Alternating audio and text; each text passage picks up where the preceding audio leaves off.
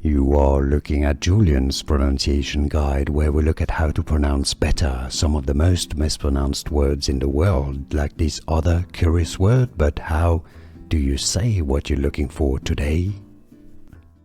Let's learn once and for all how to pronounce this word or this name, which comes originally from Latin, a legal plea of the general issue in an action of did.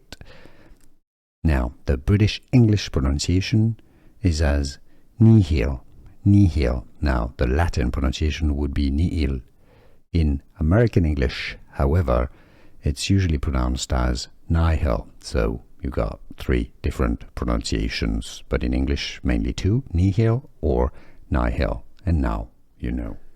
Here are more videos on how to pronounce more confusing words and names too many mispronounced. Like this video if you found it useful. I appreciate your support. I'll see you soon and thanks for watching.